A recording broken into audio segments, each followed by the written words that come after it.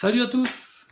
Alors, il y a quelque temps, j'étais à l'aéroport de Mulhouse-Bâle, donc j'ai trouvé un tabac-presse avec des journaux, des centaines de magazines et de livres. Tout ce qu'une personne informée doit connaître pour savoir un petit peu ce qui se passe, quoi. Et je me suis posé la question, combien de temps il me faudrait pour lire tous ces magazines, tous ces livres?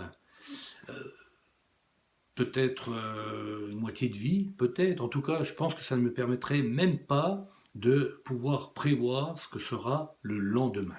Alors, en regardant les magazines, j'étais interpellé par une photo de jeu d'échecs sur une couverture. Alors moi, j'adore les jeux d'échecs, alors j'ai regardé, j'ai feuilleté le magazine, et là, ah oui, ça parlait d'une légende. J'ai déjà entendu parler de cette légende. Sisia, fils d'un brahman, qui était l'inventeur de ce jeu, aurait été l'inventeur. Et en le présentant au roi Siram, le roi avait tellement été emballé qu'il lui promettait une récompense en l'échange de ce jeu. Il était prêt même à lui offrir la moitié de son royaume en échange de ce jeu. Mais modestement, Sisia a répondu qu'il désirait un grain de blé sur la première case, 2 grains de blé sur la deuxième case, 4 grains de blé sur la troisième, et ainsi de suite, en doublant à chaque fois jusqu'à la 64e case.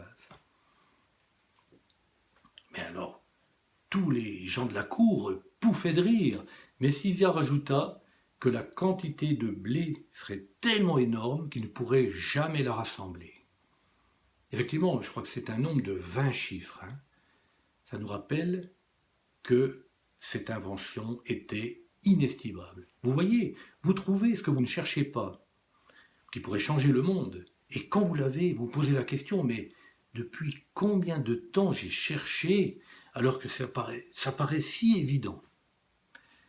Alors j'ai continué de feuilleter les magazines, de regarder. Ah, j'ai été interpellé cette fois par une photo sur une couverture d'Alexandre Fleming. Alors je l'ai pris, j'ai feuilleté le magazine, j'ai lu en diagonale. J'ai vu qu'Alexandre Fleming, donc, nettoyait son laboratoire et il avait remarqué une boîte de culture ancienne contaminée par un champignon. Il avait remarqué qu'une zone de cette culture, les bactéries ne s'étaient pas développées. Donc il a fait un extrait de la moisissure, et c'est grâce à elle que beaucoup d'entre nous sont en vie aujourd'hui. Vous voyez, vous cherchez quelque chose, il cherchait quelque chose, lui, dans son laboratoire, mais sa découverte a été complètement inattendue, complètement fortuite. Vous voyez le schéma? On cherche ce que l'on sait et on découvre autre chose dont on ignorait complètement l'existence. Si vous vous rappelez vos vieux souvenirs scolaires, on cherche l'Inde et on découvre l'Amérique. Mais là, vous allez voir ma trouvaille. Génial. En rentrant chez moi, sur Internet, je poursuis mes recherches sur Fleming. Et là, je tombe sur un lien, un conte des trois princes de Serendip. Les trois princes, quand j'ai lu le conte, ces trois princes donc trouvaient toujours quelque chose qu'ils ne cherchaient pas. Alors, j'ai rebondi sur un autre lien. Pour ça, c'est génial Internet. J'ai tapé, et là, je suis tombé sur un livre d'Arthur Koestler, Somnambule. Il décrit les inventeurs comme des somnambules qui trébuchent sur les résultats et après qui ne réalisent pas ce qu'ils ont entre les mains.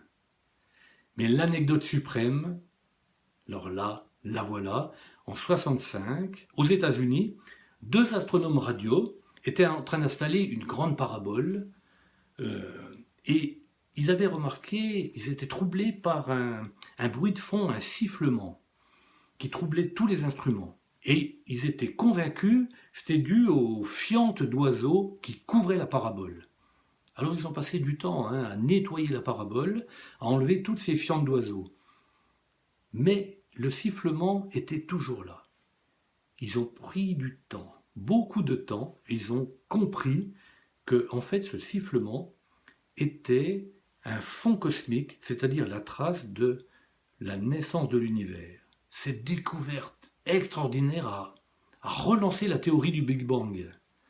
Et plus tard, l'un des 2 astronomes qui était en retraite a déclaré « Cette société incarne la créativité et l'innovation technique. elle a toujours su pousser les limites de la science. Ben oui, mon œil. Ces deux types cherchaient de la fiente d'oiseau. Alors vous voyez le paradoxe. Ceux qui cherchent des preuves ne trouvent pas, et ceux qui ne cherchent pas en trouvent, et sont même salués par la découverte. Enjoy! À demain!